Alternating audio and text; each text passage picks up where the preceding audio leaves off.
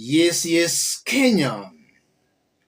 Tamu sana, tamu sana, tamu sana, yes. Some weeks back, William Ruto declared mambo ni matatu, and that was interpreted to mean William Ruto was sending a warning to some sugar cartels. One such cartel was believed to be Rai.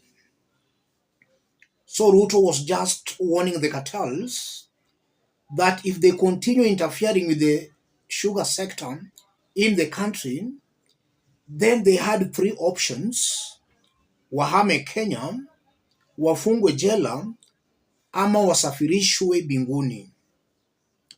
And William Ruto supporters at that time celebrated and painted a picture of a Ruto who is out, willing and able to deal with the cartels.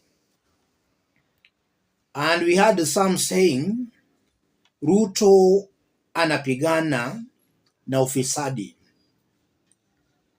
King Charles jetted into the country yesterday night, and there was a king's dinner that was held at State House. But one guest actually shocked very many Kenyans. That guest was Rai, and he can even be seen welcoming the king. Have a look at this before we continue.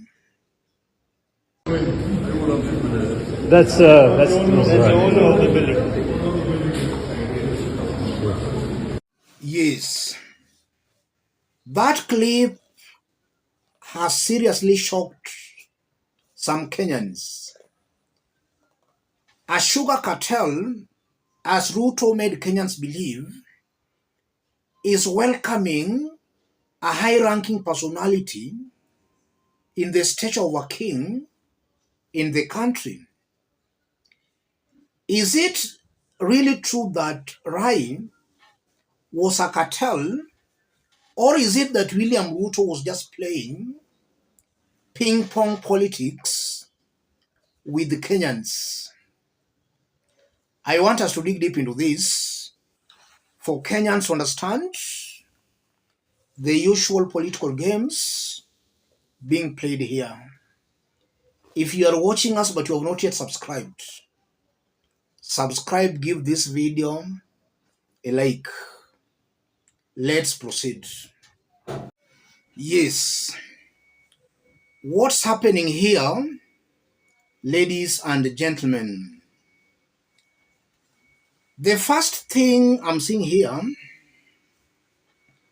chances are very high Rai had dominated the sugar industry in Kenya, and with the entrance of William Ruto as Kenya's president, it might have been possible that some of his allies were also trying to enter into the sugar industry, but they felt they could not compete Rai.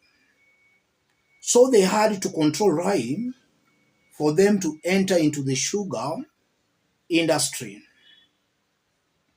Rai had to be threatened, he had to be intimidated.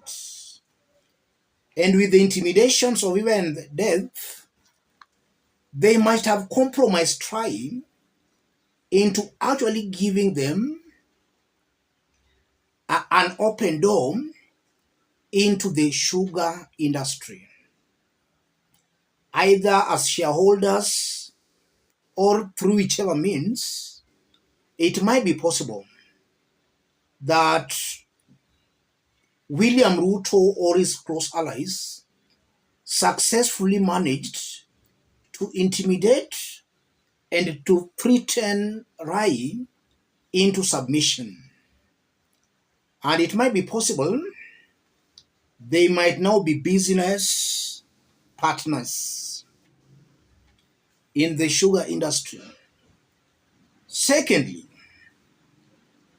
The visit of the king and the welcoming by Rai goes on to confirm that Rai is a respected business mogul, recognized globally. I'm not trying to say that that's what he is.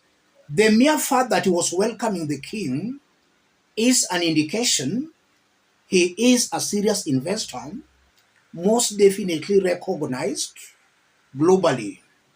So William Ruto wanted to interfere with such a serious investor.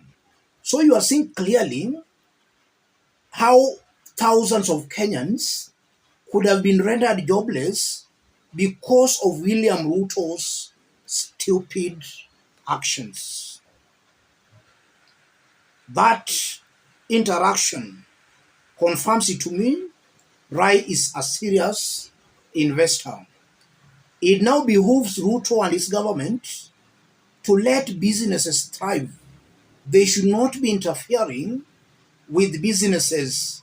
They should be creating an enabling environment for investors to prosper. For those are the same people offering jobs to Kenyans.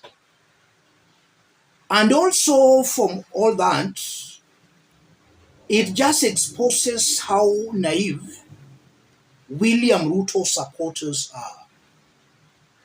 It was not even about the fight against corruption. It was all about business interests. And we still remember, at that time we saw Rai being kidnapped, after which he was released. Upon being released, he withdrew a court case. So you are seeing clearly who might have kidnapped Rai at that time. The kidnapping might have had a hand, or the government might have had a hand in the kidnapping of Rai. And that's most definitely what happened, ladies and gentlemen. As I conclude, William Ruto is preaching water but drinking wine. Rai's presence in this whole meeting confirms that Kenyans should not take William Ruto seriously. If Ruto says north, he means south, and vice versa. Kenyans should not take him seriously. He has not yet matured to be a national leader. Let me stop it there, ladies and gentlemen. If you are watching us but you have not yet subscribed, subscribe, give this video a like. And to our fans and subscribers here, I'm very much humbled, very grateful for the kind of support you are giving me here. God bless you, God bless Kenya. Any other person who may want to support us, I've pinned my number on the comment section. The first comment. Contact me through that number. Let's meet in our next analysis. Thank you. God bless you. God bless Kenya. The people of Bomet voted overwhelmingly for this government. In terms of percentage turnout, I think it was the leading in the country. In terms of the votes that went to the president, I think we were leading in the country. So as much as we want to be very silent about shares, I think what we are demanding is our share. Every day, I'm answering very difficult questions from the residents of Bomet. I think the only money that we have received is around 9 million for the last 1 year. Check the distribution in terms of the funding that is going to roads. We have been given zero. Billions are going to other areas. Does it mean we are a bush, as somebody has indicated before? That Bomet is a forest, and there was no need of a railway line running through Bomet because it is a forest. Going by what happened yesterday and the information that we received, I think it's a confirmation that we are really in a forest.